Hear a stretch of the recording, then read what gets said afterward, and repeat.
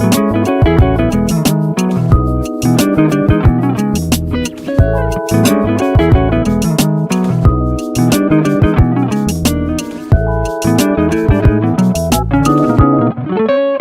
noite, querida, tudo bem?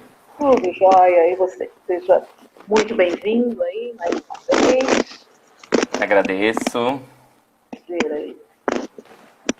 Guardar um pouquinho para ver se as pessoas vão entrando. Vamos sim, deixa eu ajustar a iluminação aqui. Então, essa é a primeira live pela Caligrafia Editora. A intenção aqui é a gente apresentar o catálogo da editora, apresentar os autores, os nossos temas. A Caligrafia Editora é uma editora bem pequena, a sede dela é Curitiba, a produção editorial fica aqui em São Paulo, e o nosso segmento, nosso principal segmento é o segmento de psicologia e psicanálise, mas também nós temos de poesia, literatura. Atualmente a gente está com um catálogo de 10 obras, e aí a nossa aposta em bons projetos, aí como o livro do Tom, que inaugura aí essa live de hoje. Que orgulho. Querida, acho que está com ruído. Não sei se é o seu microfone. Está fazendo um ruído. Melhorou? Melhorou, parou agora. Ah, Acho que o microfone está encostando em algum lugar, provavelmente. coisas da internet, da nova tecnologia, né? Bom, Nem me fale. Eu queria convidar vocês para seguir aqui o nosso perfil, para saber das atualizações da editora. A gente também tem uma página no Facebook, que chama Caligrafia Editora, e estamos com um site novo aí, tem mais ou menos um mês que a gente inaugurou, que vocês podem conhecer todos os nossos livros. O site tem um ambiente bem legal, a gente tentou reproduzir aí um universo de uma livraria, então enquanto você está ali navegando, você pode ouvir um bom jazz. Então fica aqui um convite para vocês, que é o www.caligrafiaeditora.com.br.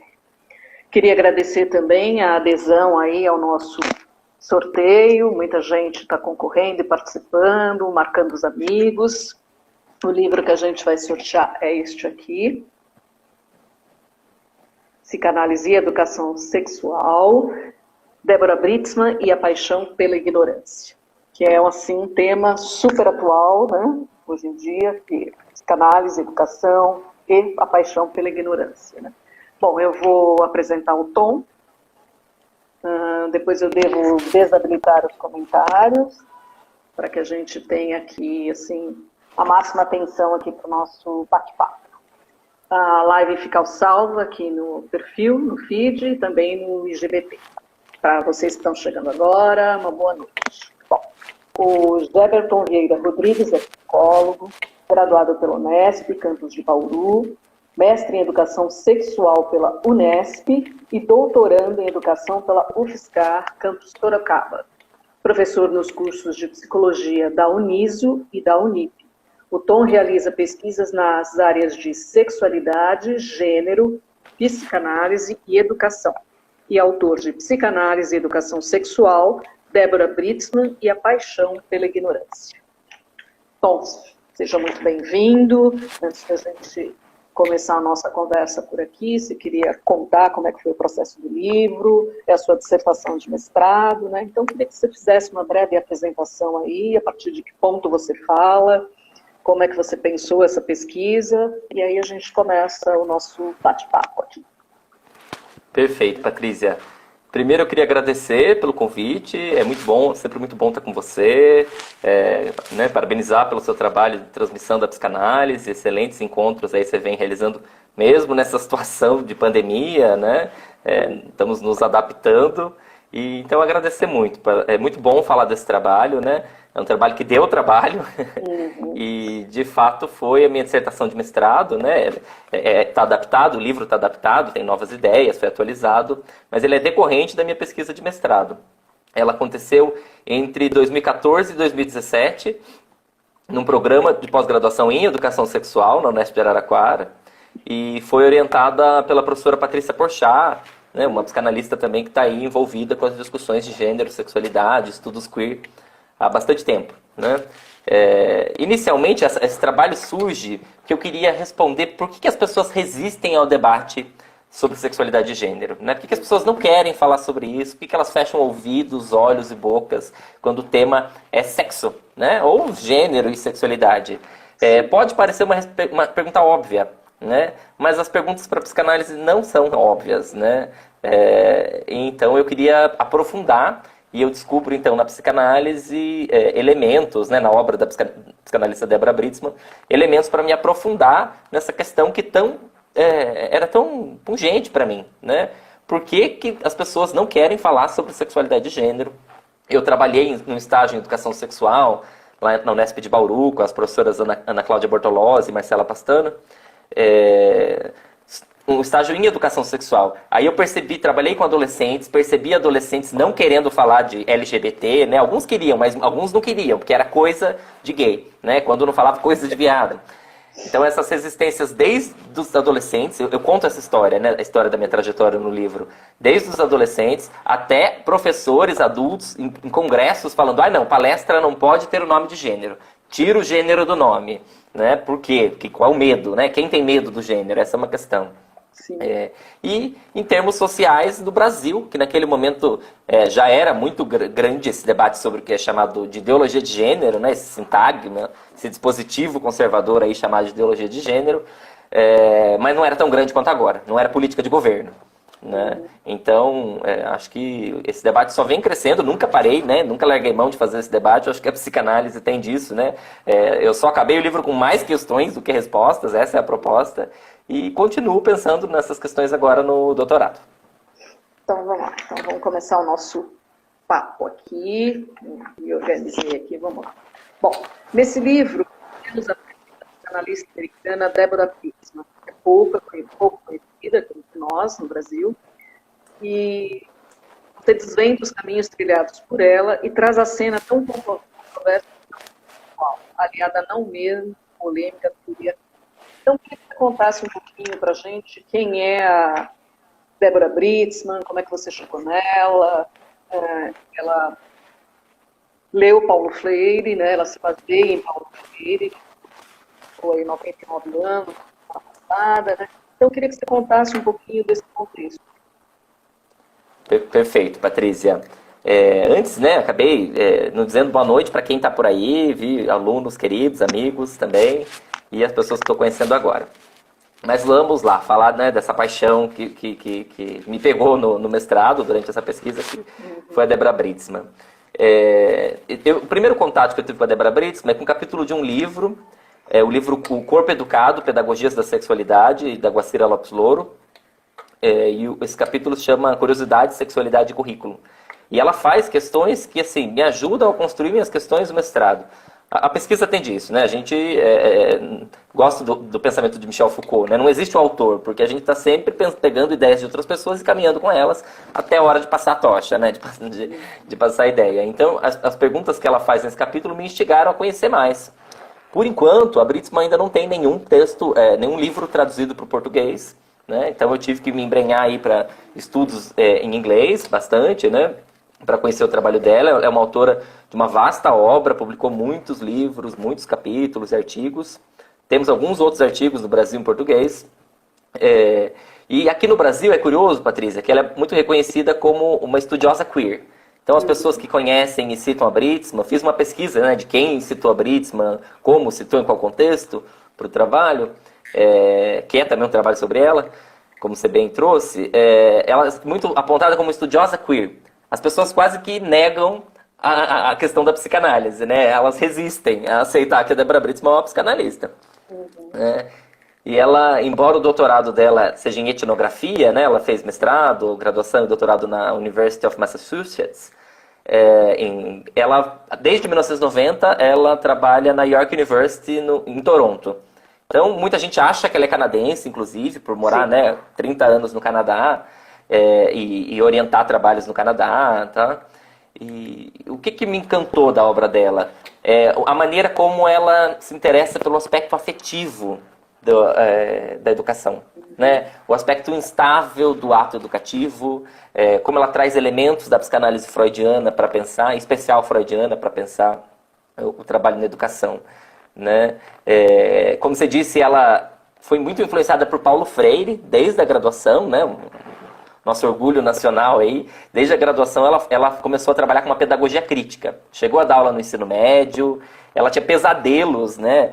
Sobre como ensinar, né? Quais os impasses entre o ensinar e o aprender, né? Que Paulo Freire faz pensar muito. E ela parte daí para se aproximar da psicanálise para pensar justamente sobre esses conflitos existentes na sala de aula, né? Se a gente está falando de psicanálise, estamos falando de conflitos, né? Então ela parte para pensar em conflitos e dentre os vários livros dela, né, eu foco mais em 2 livros que estão mais próximos à discussão que eu me proponho no livro, né? Em especial um de 1998 que chama-se Lost Subjects, Contested Objects, né? Sujeitos perdidos e objetos contestados, né? Falando um pouco já sobre essa sua ideia de crítica à identidade, à suposta estabilidade da identidade, né? E aí, só para encerrar essa questão, eu vou ler até uma citação dela, que é quando ela fala a psicanálise que interessa para ela no trabalho dela. Isso é num texto mais tardio, de 2006, né, que ela diz que a psicanálise que interessa para ela não é a que tipicamente tem sido suposta para depois ser descartada. Não é eurocêntrica, não é sexista, não é homofóbica e não é racista. Não é uma análise para efeitos de adaptação social e para repreender aqueles que não conseguem se adaptar e, de fato, não postula algo como normal ou patológico. Então ela se insere entre essas autoras, né, e autores que discutem os estudos queer a partir da psicanálise, onde a gente encontra Buckler, Tamiya Yushi, né, entre outras pessoas aí. Então vamos lá, no artigo da Britzmann, Curiosidade, Sexualidade e Currículo, ela se pergunta: o que acontece com a sexualidade quando professoras e professores que trabalham no currículo da escola começam a discutir o significado? O que acontece, né? Quando a gente leva a sexualidade, as discussões sobre a sexualidade, sobre o gênero, para a sala de aula, tá? Será que esses temas vão ser abordados como a gente aborda química orgânica? Né? É mais uma aula explicativa, esclarecedora, né? Didática? Essa é uma questão muito central do meu livro, né? O que vem a primeiro plano, assim, nas discussões do livro, é uma crítica a essas perspectivas esclarecedoras da educação sexual. Como se houvesse uma sexualidade pronta, acabada ali, e bastasse a nós, educadores, educadoras, ensinarmos sexualidade, né? Ensinarmos a verdade da sexualidade. Mas essa verdade não existe, né? Então, o que a gente propõe para a educação sexual? A gente quer que ela tenha resultados avaliáveis, né? Observáveis, tá? Pode ser um processo de mais produção de repressão sexual.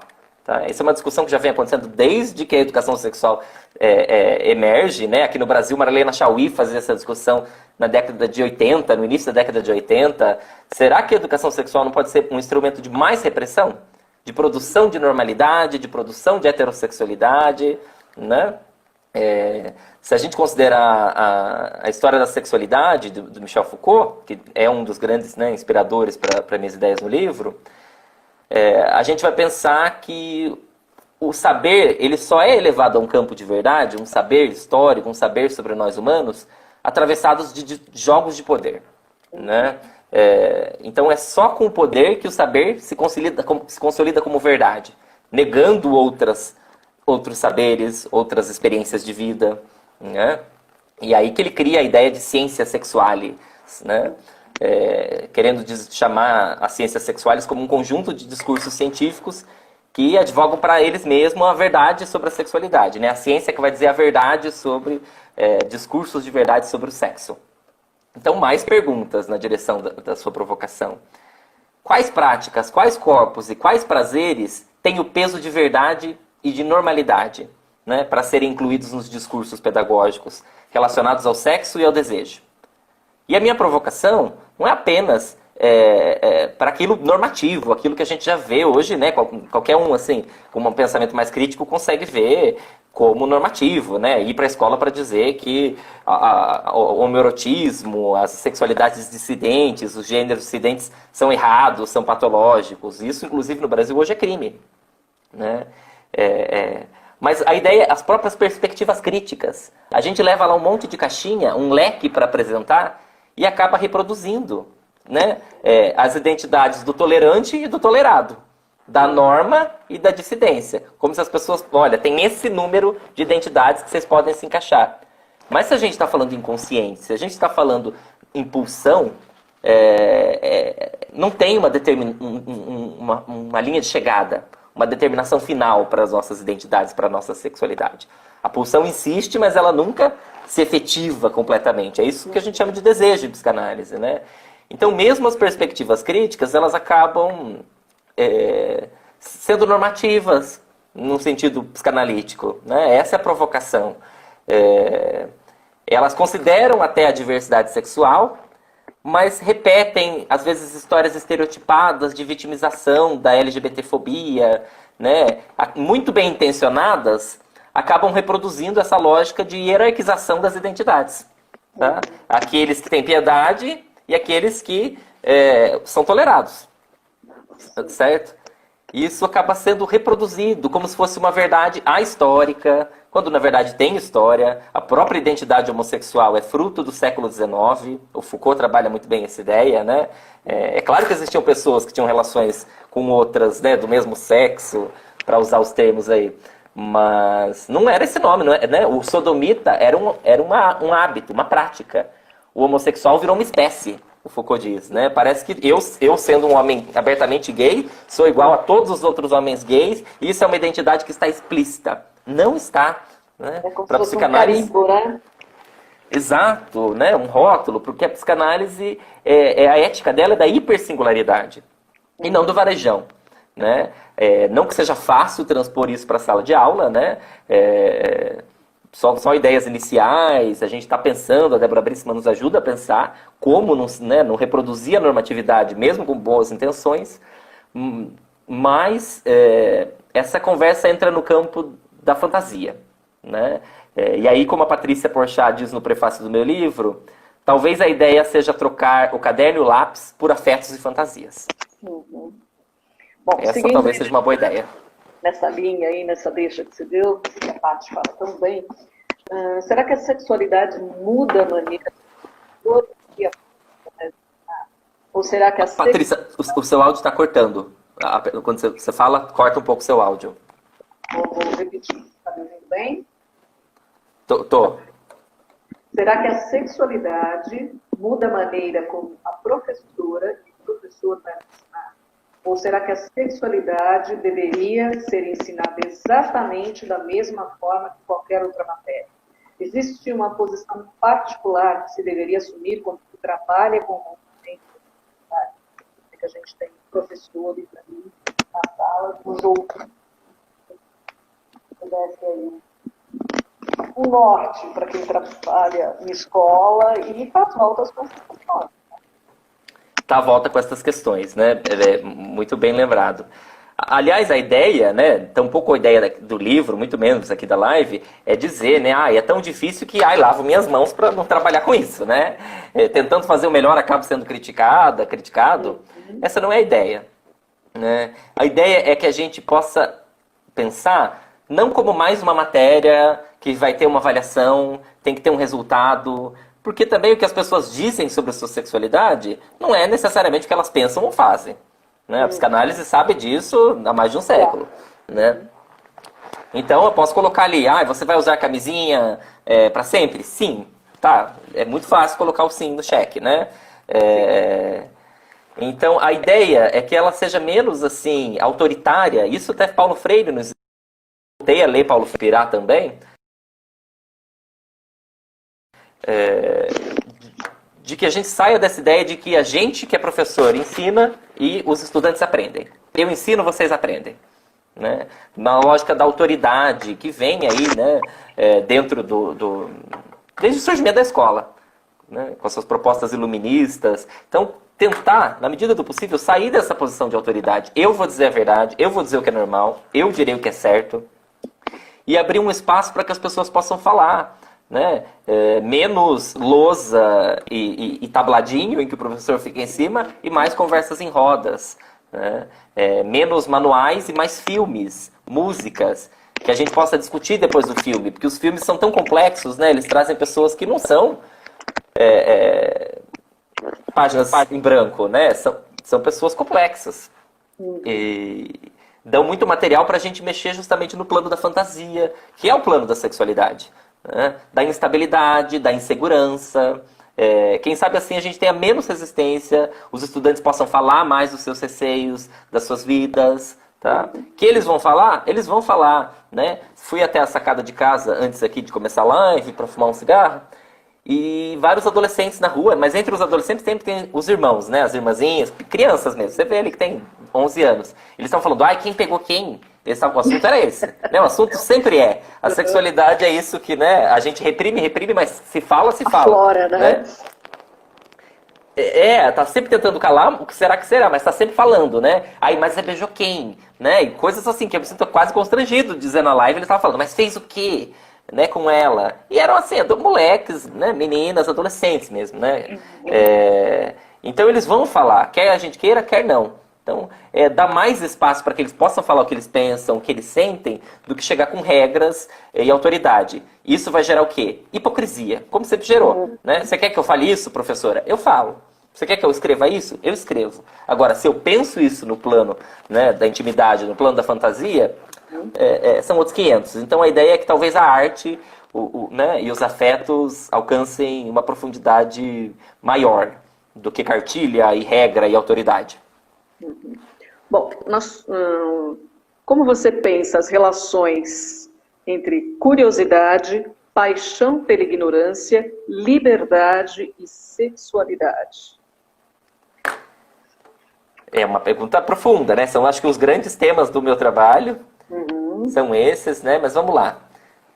Desde os 3 ensaios do Freud, ele associa a curiosidade humana à sexualidade e à intelectualidade, né? Ele fala que muito cedo, os pequenos pesquisadores sexuais, como ele diz, né, como ele fala sobre as crianças, texto de 1905, do Freud, ele fala que elas são fisgadas por questões sexuais, né? De onde vêm os bebês, qual a real diferença entre os sexos, e isso move a nossa curiosidade, podemos dizer assim, a nossa vontade de saber. E o Freud, e os pós-freudianos, outras autoras que vieram trabalhar com infância, como Melanie Klein, a própria Ana Freud, e autores brasileiros também, Reinaldo Voltolini, pensam, assim como o Freud, que a gente tamponando e reprimindo essa curiosidade da sexualidade, a gente reprime a curiosidade como um todo. Tá? Porque a criança tem tanto insegurança que o pensamento dela possa ser audível, né, que ela se reprime. Essa é a ideia da construção do inconsciente, né? Ela recalca, e aí ela fica... essa é a relação entre curiosidade e sexualidade para a psicanálise. A sexualidade está na base da nossa vontade de saber. Para isso, né, na interpretação psicanalítica. Então, o modo que nós buscamos conhecer e ler a realidade não é igual para todas as pessoas. Certo? As pessoas não percebem o mundo da mesma maneira. Né? Por quê? Porque na abordagem psicanalítica, nesse modo de pensar, a fantasia vem para o primeiro plano. E se a fantasia vem para o primeiro plano, a gente compreende o mundo a partir das nossas práticas de leitura. Né? Inclusive as nossas relações e inclusive a própria imagem que temos de nós mesmos. Né? A construção do eu para a psicanálise, o Freud tem um conceito chamado narcisismo, né? Para quem não é da psicanálise está por aí, que é a ideia de um investimento sexual numa imagem que a gente compra dos outros. Aí que a gente constrói o nosso eu.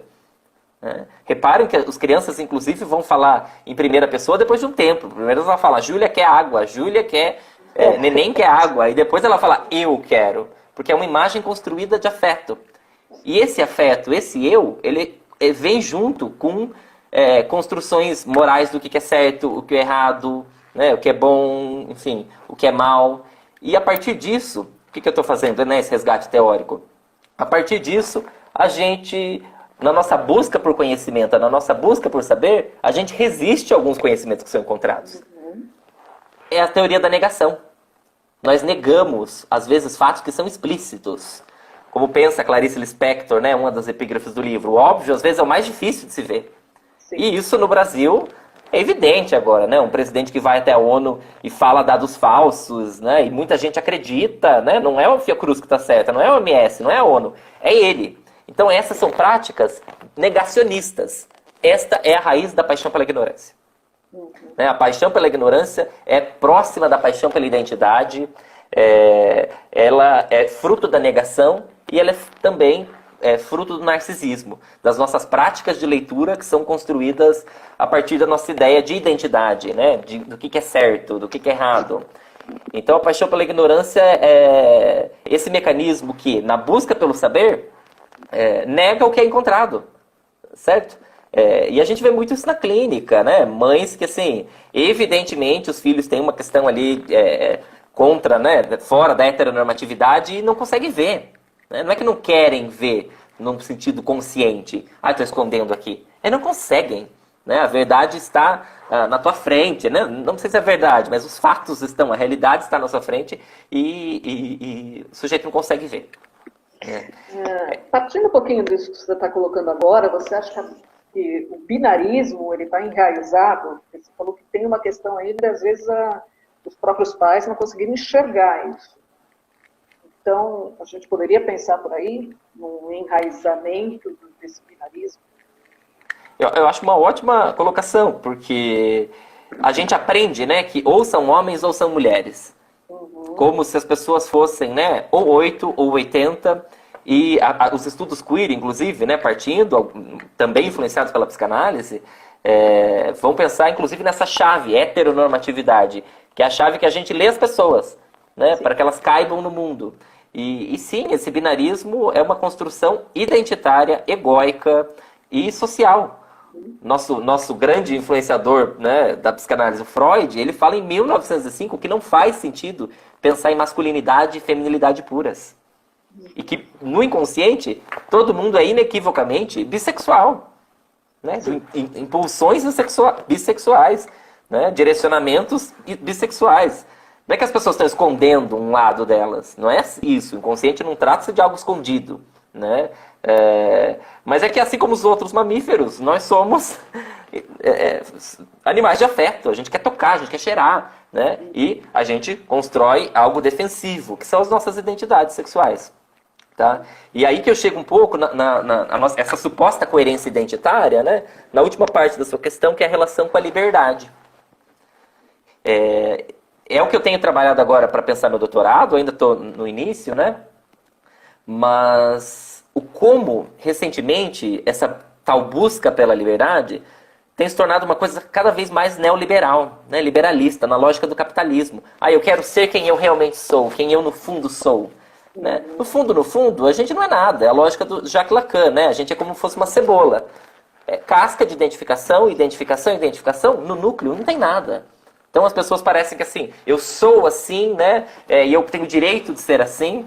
É claro, existe a identidade estratégica, eu compreendo que as pessoas, né? A gente teve uma grande ganho em direitos, mas não é por isso que a gente tem que tornar as nossas teorias também apaixonadas pela ignorância.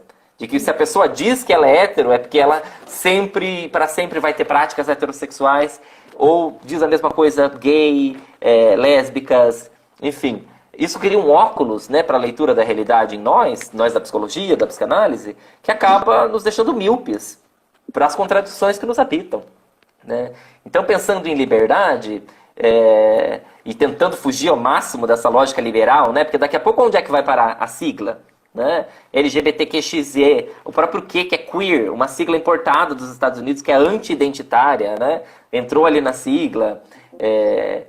Então, não que eu queira parecer, né, nem de longe, contra a política identitária, também atuo nesse campo, mas eu acho que a ética seria mais uma ética do cuida-te de ti mesmo do que do conhece-te a ti mesmo. Né? Que é a ética apresentada por Michel Foucault nos 2 últimos volumes da História da Sexualidade. Né? A ideia é que a gente possa reconhecer o desejo, viver as nuances do desejo. Na clínica, justamente o que nos aliena são as nossas paixões identitárias, aquilo que a gente acreditou que tinha que ser, né? O eu é a sede da alienação. A perspectiva lacaniana de psicanálise vai aprofundar essas ideias, né? E qual a relação histórica que você faz entre a educação e a sexualidade? Então, é bacana essa pergunta, né? Porque às vezes, como eu já disse, né? Acho que ficou bastante posto isso. Parece que só falar de sexualidade no espaço escolar é bom. Não importa quem fale, não importa como se fale. E não necessariamente, né? O que a gente chama hoje de educação sexual, ele surge no século XIX,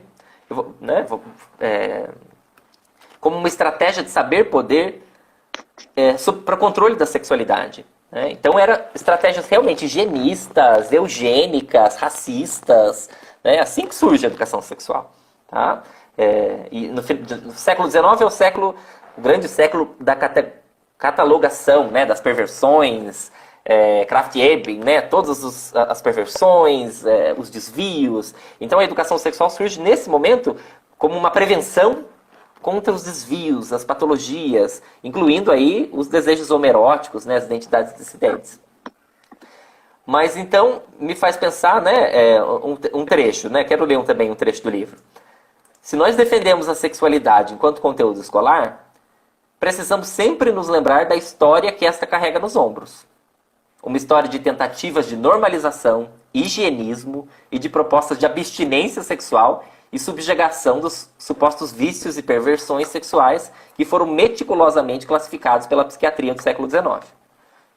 Em suma, se a educação sexual surge justamente como essa pedagogia da sexualidade normal, moralista, né, religiosa, o que a gente precisa fazer para que ela possa se tornar uma prática do avesso de quando ela surgiu? Né? Fazer que ela seja um possível instrumento de democratização, né, de combate ao preconceito e de crítica à normalidade.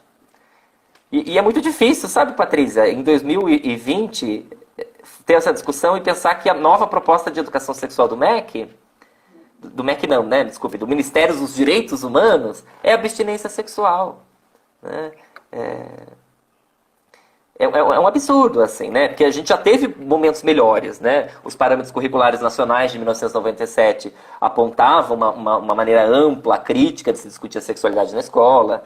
Temos pessoas que trabalham nessa área que são brilhantes no Brasil, como a própria Guacira Lopes Louro, né? Mas, enfim, o que nos sobra hoje, né?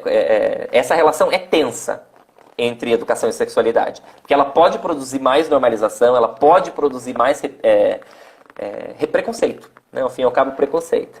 Então, é uma boa pergunta, né?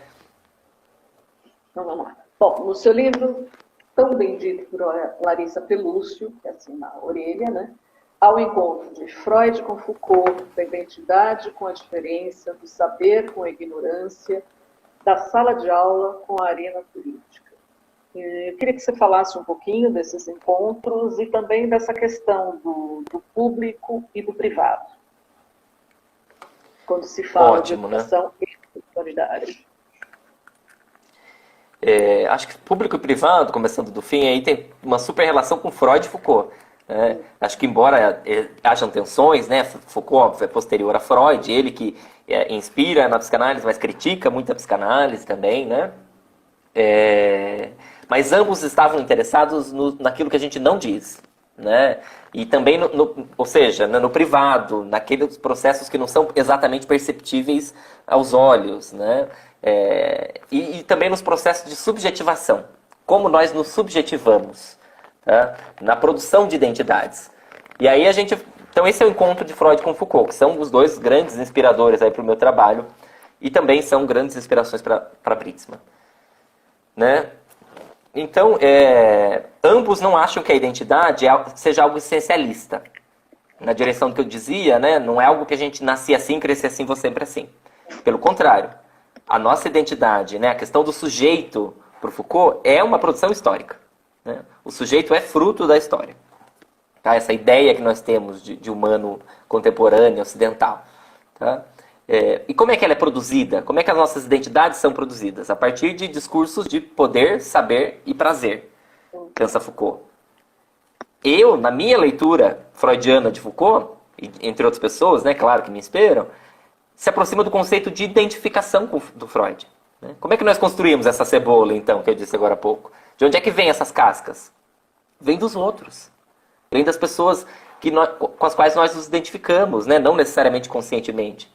E é por isso que é tão importante regimes de visibilidade da diferença, porque as nossas identidades são eróticas, no sentido de que elas se identificam que aquilo que é apresentado para elas como valioso, como certo, como que garantirá o amor dos outros. Né? No fim, a gente se produz para a psicanálise pelos outros e pelos outros, né? Para os outros e pelos outros, né? Que eu quis dizer. Então, eu acho que entre identidade e diferença, o processo de identificação, o conceito de identificação da psicanálise é uma maneira muito mais sofisticada de pensar, né? E os estudos queer nos ajudam muito a pensar sobre isso, né? A gente até falou sobre eles na última live que participei com você, lá no Lacaniano. Acho que falo bastante sobre isso lá. Agora, em relação à ignorância e o saber, né? Essa é uma ideia muito potente, tanto da psicanálise quanto dos estudos queer, estudos Foucaultianos, né? A ignorância não é o outro do saber, né? Não é a falta de saber. Os saberes, para se constituir, eles contêm as suas ignorâncias. Aquilo que eu não posso saber, para que determinado saber mantenha-se como verdadeiro. Falando aqui em especial das ciências humanas, óbvio, né? Os saberes têm as suas próprias ignorâncias, né? A Britzman vai escrever num texto que ela tem sobre a pedagogia queer, o que ela chama de pedagogia queer, que a relação entre o conhecimento e ignorância não é nem contrária, nem binária. Antes, sugere que se implicam mutuamente, estruturando e reforçando formas particulares de conhecimento e de ignorância. Ou seja, né, com essas ferramentas, a gente pode, indo para o final da resposta, né, da questão da arena política, ampliar essa arena política, né, um campo de existência. O nosso objetivo é ético, é político no sentido ético. Aumentar o campo de visibilidade, de inteligibilidade, para que os corpos possam existir, né, para que as pessoas possam viver vidas vivíveis, certo? Né? E não vidas precárias, como diz a Butler, né? E não vidas abjetas. Tá? Então, é nesse sentido que a sala de aula é uma arena política. E os conservadores, né, sabem muito bem disso, tanto que morrem de medo. Né? Tem medo do poder disso. Né? Quem tem medo do gênero? Por que tem medo? Se a ideia, né? Deus criou, nasceu assim, vai ser sempre assim, por que as pessoas têm medo? Né? O medo também nos diz muito. Né? E quem me ensinou muito dessa ideia da arena política no campo da educação foi, inclusive, a professora Larissa Pelúcio, uma amiga querida que me ensinou muito, né? Bom, você acha que há avanços possíveis na área da educação sexual com o questionamento e a problematização de suas convenções e identidades tomadas como naturais? Então, na opinião que eu fui construindo nessa pesquisa, né, nos meus estudos, no meu trabalho clínico, no meu trabalho como supervisor, eu acho que certamente sim. É importante que a gente desconstrua essa noção liberal, ocidental, né, agora já globalizada, de identidade. Né, que o eu seria o senhor da própria casa, né, que o eu saberia tudo sobre si. Não. No pensamento freudiano, nós psicanalistas sabemos, né, o eu é a pontinha do iceberg, aquela que fica fora da água. Né? Então, na visão da Britzman, por exemplo, Freud vê problemas com as narrativas que prometem normalidade para a vida em toda a sua obra. Narrativas que pressupõem uma vida sem diferença, sem contradição, sem divisões internas, sem perdas, sem agressividade, sem desejos conflituosos e sem faltas. Tá? Então, existe uma negação do discurso hegemônico, né, no discurso geral da educação, desses fenômenos que são profundamente humanos, como a contradição, o conflito, né? E essa negação que está presente tanto em educadores quanto em estudantes. Né? E é justamente essa resistência que gera leituras projetivas que são excludentes, negacionistas, ao fim e ao cabo, a paixão pela ignorância. Tá? Isso é um conceito muito complexo, porque ele é uma rede de outros conceitos. Negação, narcisismo, paixão pela identidade, mas é uma ferramenta que, para além da questão da educação sexual, nos é muito útil atualmente. Tá? Ainda mais agora com a questão das fake news, não é? Então, o trabalho, né, com as incontroláveis vicissitudes da identificação é que se torna o desafio. em questão para a educação, e não da identidade para a educação sexual. Incontroláveis porque quando a gente está falando do pensamento e da imaginação afetivas, eles não são redutíveis ao encontro com informações apropriadas. Né? A gente não muda o nosso jeito de ser porque alguém trouxe uma informação apropriada, os nossos seres sexuais. Tá? Se fosse assim, a psicanálise seria muito fácil. Eu até brinco com meus estudantes sempre. Né? Alguém chega em sofrimento até nós, a gente diria, viu, não sofra. Verdade, nunca tinha pensado nisso. Né? Não é aí que mora a questão. Né? É uma ilusão de que nós podemos mudar a nossa sexualidade. Aí vem todas essas teorias aí muito conservadoras, religiosas, supostas curas gays, curas trans, né? Isso não existe, isso é uma falácia. Tá? Isso é um efeito da paixão pela ignorância, de que seria possível. Tá? No fim, como o Tamiya Yushi, né, que é um autor também que eu cito bastante no texto, tá na coleção Corpo, Sexualidade e Tecnologia, que é a coleção do livro, ele fala que as nossas identidades, elas são uma formação defensiva. Tá? Elas não são uma verdade. Tá? E elas não são acabadas, elas são temporárias. Tá? Coisa mais chata ficar sendo sempre o mesmo, né? Bom, o que os silêncios e os não ditos nos discursos da educação podem suscitar? Então vamos pensar, né? Acho que esse é mais um encontro potente entre Freud e Foucault, né? Eles querem saber os não ditos, eles estão atentos aos silêncios, aos sussurros, aquelas linhas que são contraditórias ao exercício do poder. Né? Foucault vai dizer, onde há poder, há resistência. Tá? E o que ele quer dizer com isso? Né? Porque se não houvesse resistência, não seria poder, seria apenas exercício de dominação. O poder, ele é mais viscoso, né? Ele entra nas nossas subjetividades, a gente se apaixona por ele. Né? A gente quer ser normal, a gente chora porque não está no ideal de normalidade, no ideal de relacionamento, isso nos faz sofrer, a gente se aliena nisso. Né? E aí, então, o que a gente não diz quando a gente apresenta, por exemplo, essa crítica que eu estou querendo passar aqui hoje na live, apresenta esse leque de identidades para os alunos. Tá? Por mais que seja uma postura crítica. Olha, existe homossexuais e heterossexuais e bissexuais. Existem homens e mulheres e pessoas trans. Tá? Mas será que as pessoas são assim, igual sabor de doce de padaria?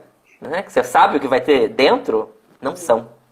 Né? Repito, falei, acho que na última live mais de uma vez, de perto ninguém é normal, citando Caetano, né? Então, o que a gente não diz quando apresenta essas identidades fechadas? Né? O que a gente não diz quando a gente se apresenta? Você fez uma apresentação minha no início, né? Uma apresentação formal, uma apresentação de um professor, mas o que não foi dito sobre mim? Tá? Quero que vocês imaginem, né? Que é justamente esse o interesse da psicanálise, né? Com a associação livre, que a gente chegue naquilo que nem a gente esperava chegar sobre nós mesmos, né? Em sua intimidade, as pessoas não são nada estáveis, né? Sobretudo quando a gente fala em sexualidade. Nós, psicanalistas, sabemos muito bem disso, tá? A própria Deborah Britzman, né? Pensa que apresentar uma verdade sobre as outras pessoas é uma maneira de engessá-las em um regime de inteligibilidade específico, que paralisa o trabalho do pensamento, que paralisa o trabalho do inconsciente e da identificação. Tá? Que nega as características fundamentais da vida, que é o desejo, que é o movimento, que é eros para a psicanálise, né? Pulsão de vida. Então, o que fica de fora da nossa verdade, tá? Do que a gente diz? É uma provocação. Tá? O Freud vai dizer lá no seu texto, acho que Reflexões sobre Tempos de Guerra e Morte, que existem muito mais hipócritas culturais do que verdadeiras pessoas civilizadas. Tá? Então, vamos lá. Quem é o outro da educação? Quais são os corpos lidos como diferentes e estranhos nas salas de aula e o que faz com que sejam lidos? Boa pergunta, né? Porque eu acho que não dá para encerrar hoje no Brasil em 2020 e no Brasil de 2000, de 1990, não dá para encerrar uma discussão dessa sem mencionar como que historicamente o nosso país é um país muito atravessado pelo racismo. Né? Teve mais anos aí de processo de escravização de outras pessoas, né, em diáspora, do que não escravização, né? Mais de 300 anos. Então, para começar a discussão, acho que eu mesmo tenho pensado mais nisso ultimamente, na minha condição de branquitude, inclusive, é o racismo. Né? As pessoas negras, que no Brasil, no IBGE, pretas e pardas, né? Essas pessoas são lidas como outro. E não casualmente são tidas como minorias, como um debate de minorias, quando mais da metade da população brasileira é negra. Tá? Então esses corpos são lidos como outros, como minorias. Tá? Então a gente precisa apontar para essa questão. Né? Mas para além deles, as pessoas queers, inclusive com o tempo também, eu próprio fui questionando o nome, né, dessa teoria. Não sou eu ainda, né, um jovem doutorando que vou propor outro nome. Mas será mesmo que a gente vai importar dos Estados Unidos um modo de nos definir? Né? Mas o que eu quero dizer com isso? Pessoas LGBT, LGBTQIA, mas mesmo toda vez que eu falo, né, por mais que eu diga LGBTQIA+, eu vou estar invisibilizando corpos, né, porque o desejo ele escapa. São essas pessoas. E são aquelas dissidentes da cis-heteronormatividade. Da heteronormatividade. Né? A questão não é transar um homem que tem relações sexuais com outro homem. Isso muitos héteros também têm. Né? A questão é ser dissidente da norma. Tá? Essas pessoas chamam a atenção. Né? Essas pessoas são alvos por aí. Tá? Então estamos falando das bichas, da sapatão, das travas, né? Das pessoas não binárias, das pessoas que causam confusão. Tá? Essas pessoas são outro da educação, né? E lidos como estranhos, como abjetos. Tá? E esse próprio conceito de abjeto ele é pouco aprofundado às vezes, né? A apropriação dele. Ele vem de uma psicanalista chamada Júlia Kristeva, e que a Butler trabalha, né, em problemas de gênero, por ela que ficou bastante conhecido. O que é o abjeto na teoria, né, da Kristeva? É isso que sai de nós e fica como nojento. A saliva, as fezes. Saiu de dentro de nós, mas a gente tem nojo. Então nos faz pensar que o outro, ele sai de dentro de nós no sentido de que é a partir da marca do outro que nós construímos as nossas identidades. Né? Da negação do outro, da ignorância do que nós temos em comum com o outro, que nós construímos, né, o nojo, o preconceito, as resistências. Tá? Então, infelizmente ou felizmente, né, nós temos muito mais em comum entre nós, categoria humana, do que nós queríamos imaginar. A gente acaba utilizando identidades, caixinhas,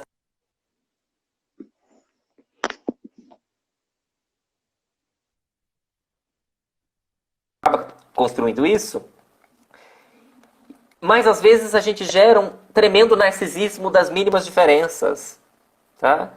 Que não é para diminuir as questões políticas, os debates. Mas o que é o narcisismo das mínimas diferenças dentro da teoria do Freud? Né? Que quanto mais próximos os sujeitos são, mais eles querem mostrar diferenças entre eles. Né? E aí fica aquele embate, quem sofre mais, né? Mas a ideia não é essa. Né? É óbvio que a gente precisa pensar em estruturas políticas que são racistas, são classistas, né? Mas a ideia não é tampar o debate, né? Acabar com o debate. A ideia é sempre promovê-lo. Tá? E para isso eu acho muito útil convidar pessoas diferentes para falar, de lugares diferentes, né? Filmes que nos fazem sair de nós. Não esses filmes, né? Quando eu falo em filmes eu não quero dizer pastelão, assim, que parece que as pessoas são coerentes. Né? As pessoas não são coerentes. Tá? E que a gente saia um pouco dessa estratégia de que também essas identidades dissidentes que eu estou dizendo são sempre as vítimas. Não são. Né? Existe a dor e a delícia de ser o que se é. O desejo também traz um aspecto positivo. Porque senão quem que vai se identificar com essas identidades? Né? Que a gente tem que pedir respeito na escola. Tá? Pedir para tolerar. Então é sair dessa lógica da diversidade. Né? Por que a gente critica a ideia de diversidade? Porque a gente precisa tolerar a diversidade. Então existe o normal e a diversidade. Não, a gente vai para a chave da diferença, das diferenças. Porque todos nós somos atravessados pelas diferenças. Tá? E aí quem passa a ser importante? Estudos sobre heterossexualidades, estudos sobre as branquitudes, né? Porque é sempre o estudo do diferente, do outro. Né? Essa é a marca da ciência. Então vamos provocar a ciência, vamos fazer ela pensar sobre os seus normais, os seus cientistas. Gente, eu habilitei os comentários agora. Se alguém tiver alguma pergunta aí para o Tom, a gente tem aí uns 10 minutos finais. Se alguém quiser fazer alguma questão, estamos aí às ordens. Vou mostrar mais uma vez o livro do Tom, Paixão, Psicanálise e Educação Sexual, Débora Britzmann e a Paixão pela Ignorância. Logo depois aqui da live, a gente vai fazer o sorteio e ver quem será o contemplado aí. Que legal, bom, né? Então, enquanto não temos questões, eu queria que você falasse um pouquinho sobre as políticas públicas. Em que momento hoje a gente está no meio deste pandemônio todo, no meio desse caos, desse vírus, em relação às políticas públicas para as diferenças? Tá, como você já adianta na própria pergunta, né? Estamos num péssimo momento, Patrícia. Tá? Um péssimo momento no sentido de que vários financiamentos, vou começar pelo financiamento para pesquisa. Tá? Houve um corte tremendo, em especial para as pesquisas da ciência humana, tá? Das ciências humanas. Então, dentro do Ministério da Educação, né? As próprias verbas para a educação foram muito reduzidas, não só para pesquisa e ensino superior, né? Outro ponto, quem ganhou, quem está no poder, são as pessoas que ganharam com as fake news da ideologia de gênero. Tá? E olha como a paixão pela ignorância pode ser uma ferramenta potente para nos fazer refletir sobre isso. Né? As pessoas acreditaram em mamadeiras com bicos de pênis. Tá? Quão maldoso uma pessoa tem que ser para acreditar nisso? Né? Elas estão dizendo mais sobre elas do que sobre as nossas propostas, né? Acreditando em absurdos como esse. Então, a política pública em relação à sexualidade é da abstinência. Tá? Em relação aos avanços da discussão sobre abortamento legal, só temos retrocessos. É um absurdo a postura, mesmo as situações que são legais, né, do abortamento, estupro de vulneráveis, etc. Tem gente fora do hospital gritando, né, como vocês viram aí na mídia. Então, em termos de política pública, a gente tem muita coisa indo para trás. Tá? Felizmente as más notícias que eu tenho para trazer para vocês. Espero que não neguem, porque a gente costuma negar a coisa que é ruim, né? Não tá tão ruim assim, né? Exato. Tá assim, né? Consigo recuperá-la, vamos ver se tá. A crença numa educação neutra e que as crianças e os adolescentes são assexuados dificulta a discussão sobre sexualidade na escola? Excelente pergunta. Por acaso, de uma educadora. Dificulta. Essa é uma paixão pela ignorância tremenda, né? Que as crianças não teriam sexualidade. Né? Que as crianças são anjinhos, que elas não têm curiosidade, né? E é curioso como as pessoas que argumentam esse debate, muitas vezes, só de você dizer que sim, a gente precisa falar sobre sexualidade com as crianças, a gente precisa prevenir violência sexual, que na grande maioria das vezes no Brasil acontece dentro da casa das crianças, né? E eles compreendem como se a gente quisesse perverter, sexualizar, né, a infância. Então, a ideia de que as crianças não têm sexualidade, acho que eu perdi um pouco da pergunta. E tem o gênero neutro, é isso, junto com a pergunta? A crença numa educação neutra e que as crianças e os adolescentes são assexuados dificulta a discussão sobre sexualidade na escola? Dificulta, né? Porque é justamente isso. Parece que a gente precisa produzir homens e mulheres, reproduzir, né? Na lógica que a gente tem, masculino e feminino tem que ser assim, Binarismo. Mulher tem que queimar a barriga no binarismo, como você trouxe, né? No fogão e esfriar no tanque, e homem tem que cuspir na rua e tem uma sexualidade exacerbada. É muito curioso como essas pessoas que falam que as crianças não têm sexualidade são as mesmas que vão chegar para os meninos e vão falar: e aí, quantas namoradinhas? Né? São as mesmas que vão estimular que o menino tem que ter, né? As pessoas que nascem com um órgão sexual masculino, para ser mais inclusivo, tem que ter uma sexualidade exacerbada, enquanto as que nascem com um órgão sexual lido como feminino, meninas têm que fechar a perna, né? A repressão está ali. Se as pessoas reprimem a sexualidade das crianças, de alguma maneira ou de outra elas estão reconhecendo que a sexualidade das crianças existe.